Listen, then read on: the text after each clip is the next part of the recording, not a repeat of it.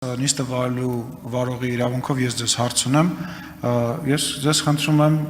լուսաբանեք, ասեք, թե ինչ կա եւ ինչ է կատարվում անիֆի գործով, որովհետեւ այդ գործը քաղաքական շահարկումների մեծ տեղ է տալիս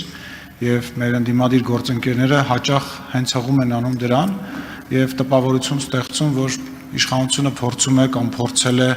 այդ գործը ինչ որ ձևով ծածկադմփոց անել, որովհետեւ ձևով դրա մասին չխոսել։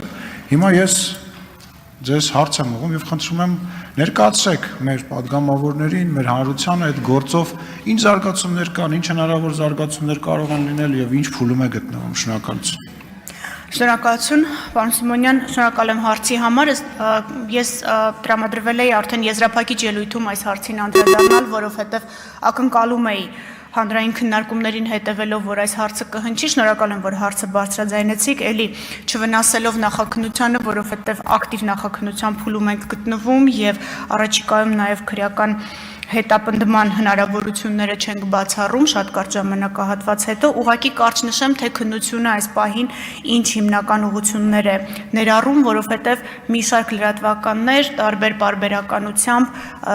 իրենց ուսումնասիրություններն են հրապարակում, ենթադրելով, որ քննությանը դրանք հայտնի չեն, բայց այդ հրապարակումները եւս դառնում են ուսումնասիրության առարկա։ Շատ կարճ ուղղակի նշեմ, որ անիֆի աշխատակիցների կողմից ենթադրյալ չարաշահումներ թույլ տալու վերաբերյալ քննչական կոմիտեի հատուկ հանձնարարություններով գլխավոր վարչության վարույթում գտնվող քննության շրջանակներում քննվում են անիֆի աշխատակիցների կողմից բարձր աշխատավարձեր եւ պարգևավճարներ ստանալու հայկական ավիաուղիներ Փակbaşıնետիրական ընկերության Flyarna Anji Service, Outsource SP, Areva Consulting, Caucasus Services, Midcube K&G, Masdar, Sermits Ferma, Hard Rock, Global Connect, Tavros, Apaga Project ընկերությունների հետ համատեղ գործունեության ընթացքում առերևույթ չարաշահումներ թույլ տալու դրվագները։ Ես հատուկ նշեցի ընկերությունները, որտեղ յուրաքանչյուր դրվագ, որը շրջանառվում է մամուլում, շրջանառվում է հենց այս ընկերությունների հետ կապված դրվագները նկարագրելով, սրանք բոլորը քննության առարկա են քննչական կոմիտեում եւ ինչպես նշեցի, եթե հոդվածները հետաքրքիր են կարող եմ թվարկել, դրանք հիմնականում 277 հոդվածն է քրեական օրենսգրքի, 256-ը ծանրացնող հանգամանքներում, մի քանի դրվագներով եւ մի շարք անձանց վերաբերյալ եւ առաջիկայում կարծում ենք, որ մենք հանրությանը արդեն պատրաստ կլինենք ներկայացնել, թե ինչ արդյունքներ ունենք, իսկ մենք հանրությանը հիշեցնեմ, որ ներկայացնում ենք, պարոն Սիմոնյան, որ գործը արդեն ուղարկում ենք դատարան, այսինքն դատական հեռանկար ենք տեսնում վարույթով։ Ձեր թույլտվությամբ այսքանով սահմանափակեմ նախքննությանը չվնասելու, նաև այս փուլում, ինչպես նշեցի մեկ այլ հարցին պատասխանելիս,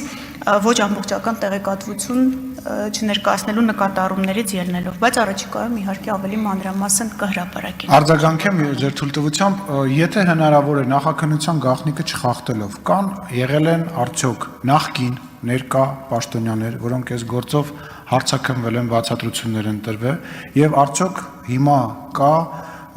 կոնկրետ անձանց հետ կապված մեղադրանքի եւ հետագա գործողությունների նախապատրաստում կամ ինչ որ գործընթաց։ Եթե չեմ ինչով այն մասով որքանով որ չեք խախտի նախաքննության մասը։ Շնորհակալ եմ մեկ դրվագով բավական լուրջ գումարի մասին, մոտ $2 միլիոն մասին է խոսքը, մեկ դրվագով ունենք արդեն հեռանկարով քննություն, հեռանկարի նկատի ունեմ քրեական հետապնդման եւ այո, հարցաքննվել են եւ շարունակում են հարցաքննվել, ոչ թե բացատրություններ, այլ քանի որ վարույթի շրջանակներում տարբեր կարգավիճակներով են հարցաքննվում անձինք, պաշտոնատար անձինք այդ թվում, ովքեր առնչություն են ունեցել անիֆի գործունեության հետ։